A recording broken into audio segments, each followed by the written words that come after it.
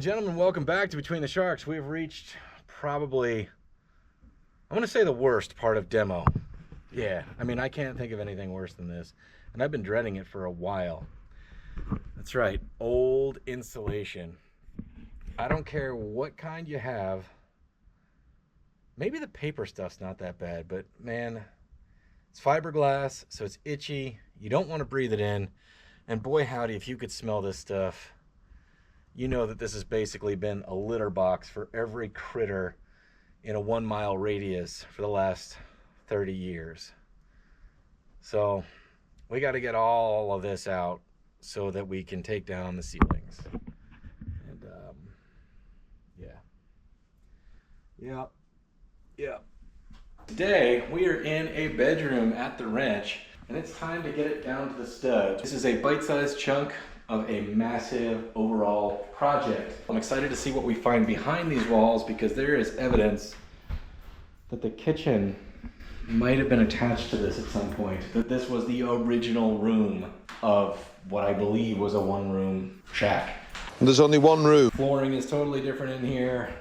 There's indications that there used to be a sink right there. I don't know, it's all crazy. And for those of you that are relatively new to the ranch project, I'm going to show you the other side of that wall. You can already see through that there is tar paper there. That's because that was the original exterior wall. Cruise around this way. There you go. That is the old wood siding. Hiya, karate!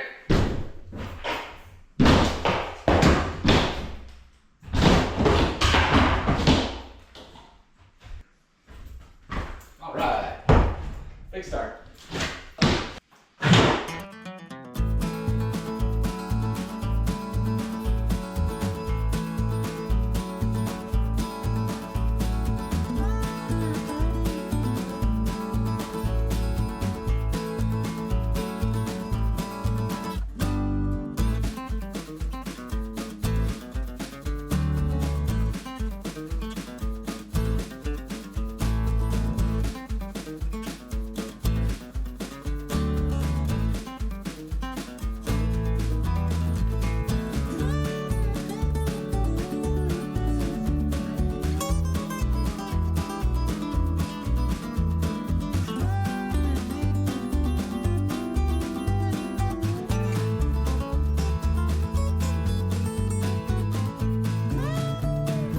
Holy redneck CrossFit Batman. It is humid in here. We seem to be missing a stud here. Don't know if it was ever there, but it's interesting that it's not. Also, the drywall goes behind this wall. That would mean that that wall may not be original right there. What I'm seeing is the base plate is higher than this base plate, so I wonder if it's actually on top of the flooring. We'll get in there and find out. A critter lived there for a period of time. You leave my critters be! But look, this is also drilled for a sink. Huh, and some pennies. So I pulled out the old ladder, and boy howdy, you get up there and every kind of creature you ever could think of probably lived up in that attic at some point. Critters to pet? And it was the bathroom. So this type of insulation that is above this room is all above that room, and there is no way I am pulling that down on top of myself. So our water feature is up and running.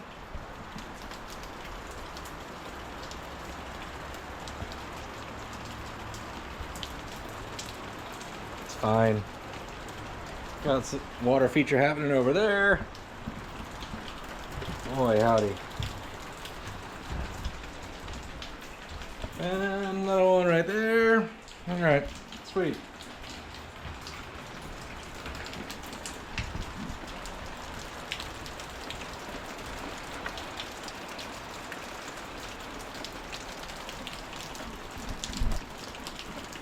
Oh, that's a bottomless money pit.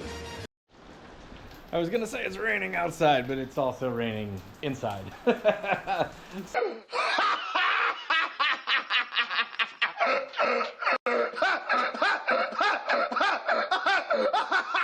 So I'm gonna build a DIY insulation removal device, I hope. So the rental price for just the machine to pull all this stuff out of here was $300 a day, $800 a week. Who do they think they are? So anyway, 300 bucks a day. So I figured if I can make something that works for less than 1 day's rental, then I should be good. Well, yeah. Let's get to the parts and pieces. We're starting with this Central Machinery portable dust collector.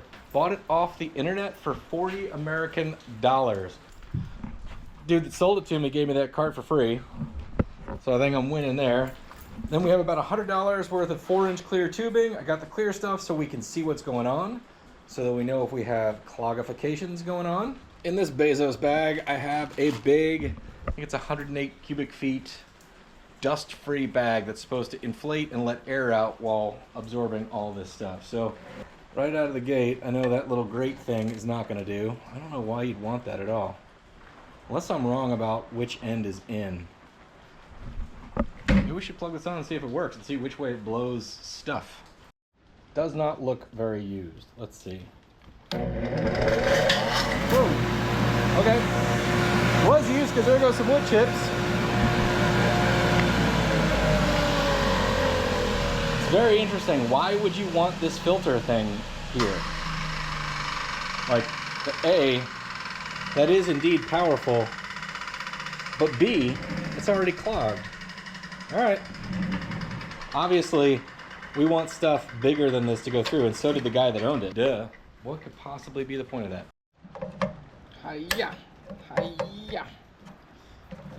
Hi-ya. Get out of there. Yeah, okay. Bye. Bye. Yeah. I'm imagining that the guy working on this had a lathe and absolutely zero success because of that. I just don't understand why you would want it to back up in the machine. I would understand if this was the inside and you didn't want to run bigger chunks through the motor, but that's way more better, but obviously it'd be better if it was totally smooth. But well, we're not there perfecting. We're seeing if it even works at all. Figure out how to contraptionify these 3 pieces. So this thing was like 25 bucks. They sell them in packs of 10, which makes me feel like they're not reusable. Don't love that, but also we're just gonna see how this thing goes. I've removed insulation in many ways, and it's awful. It's just awful. Best case, the insulation's clean, and you just get really itchy, even if you're completely covered. Long sleeves, hat, glasses, respirator. Worst case, it's also full of animal poo, which this for sure is. And it comes raining down on you, and it's just awful. Also, you got to consider the fact that I'm in the southeast and it's already a billion humidities, so it's like getting tarred and feathered. And minimizing that misery and also the safety part of it all, it's definitely worth it. Presuming it worked. So this guy should be fine with a 4-inch hose clamp. This fella right here is exactly the same size, so I'm gonna get a measuring device. I got this feeling I bought like a PVC reducer or something like that, or a coupler, or whatever you would call a same size to same size adapter. But I started cobbling this stuff together a long time ago, and who knows where I put it, or if that's something I just thought about doing. All right, grabbed a 4-inch hose clamp out of the garage. Standard dryer hardware piece. Every hardware store should have it. See what this does.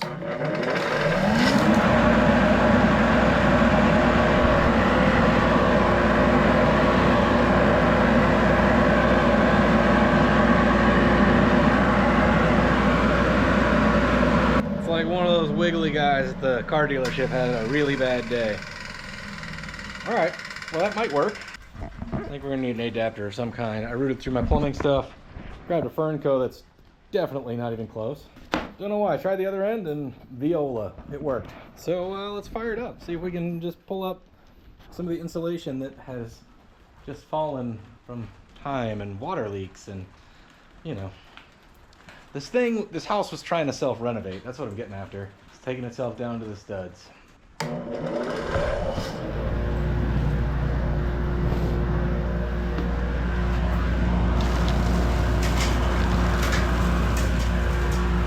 I mean, Are we onto something here?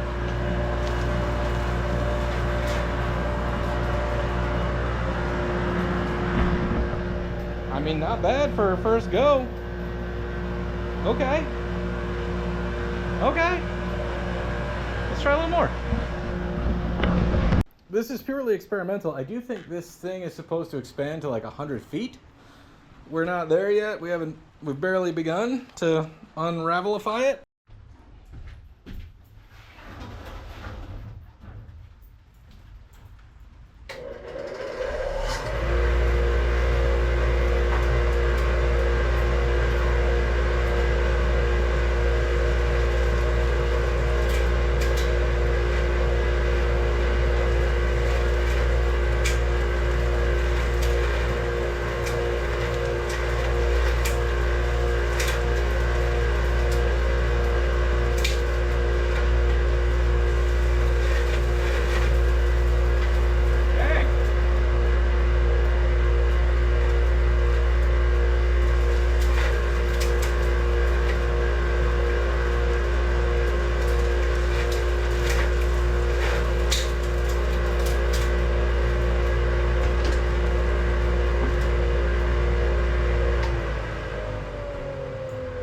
Major success.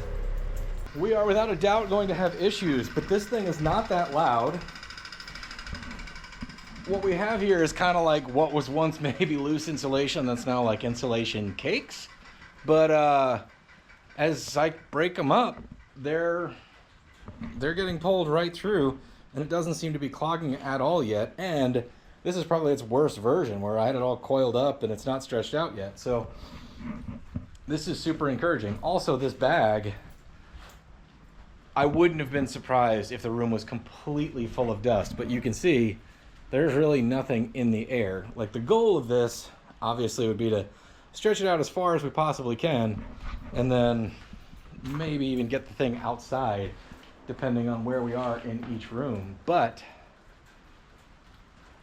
doesn't mean this project's not going to stink, but literally, because it, you know, once we get everything moving in there, we're going to smell all the creatures that once used to reside here. But what I mean is, it's going to be way more better based on this thing. So, yeah. All right, that's a very successful experiment.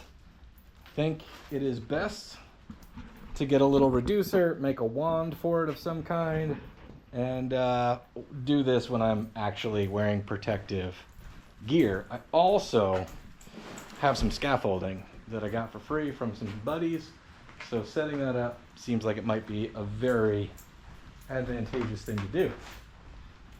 So we can roll around and get all of it out and take the ceilings down and be down to the studs. Right, buddies? We got to get all of this out so that we can take down the ceilings. And, yeah. Now, the absolute fastest way that I know to do this is to just start tearing down the drywall. And it will rain down on you like disgusting, itchy snowfall. But we don't want to do that because it's so awful. So,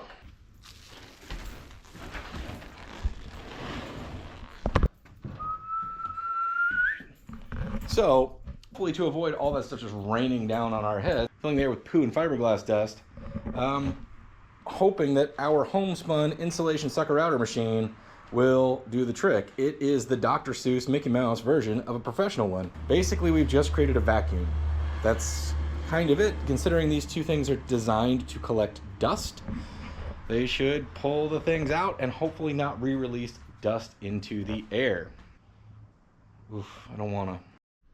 All right, I gotta suit up and then get after it. So I'm gonna put on a full respirator, long sleeves, gloves, the whole deal, because if this kicks up, I don't want to breathe in anything that's up there. This ain't the way you want to go out doing insulation removal. I'm telling you what, like, go bungee jumping or something instead.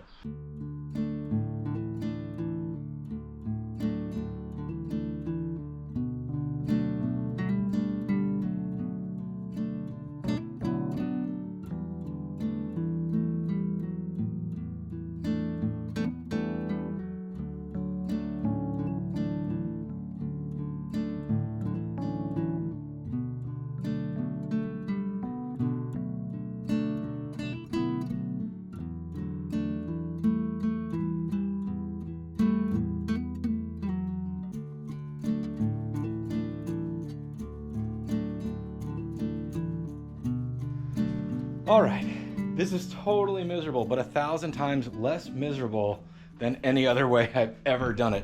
This thing is doing great. I gave it a little gravity assist. This is a 13-gallon dust collector, so probably 1-horse motor. So it doesn't really have the oomph to fill this bag up, but that's fine. It has the oomph to pull all the insulation out of the attic down that tube. I've got the first like 4 feet done. Working off this ladder stinks. So I'm clear till about right here at this point, which is about 4 feet in from that hole. I'm gonna take old MC hammer up there and just use the weight of this 9-pound sledge and hopefully drop this drywall. I'm dropping all of it at once, but even if I have to drop the first row and make a mess, it'll still make my life easier to work this way. You can save a ton of money doing the dirty work yourself, you know, and it's there's a lot of ways to math it out, but if this takes me a day, including getting rid of it at the dump, then could I have paid someone to do it with 1 day of my time being sold to the man at the office?